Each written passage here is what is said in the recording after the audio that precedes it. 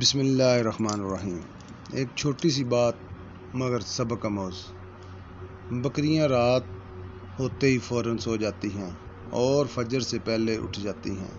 یہ نزول رحمت کا وقت ہوتا ہے، لہٰذا ان میں برکت حاصل ہوتی ہے۔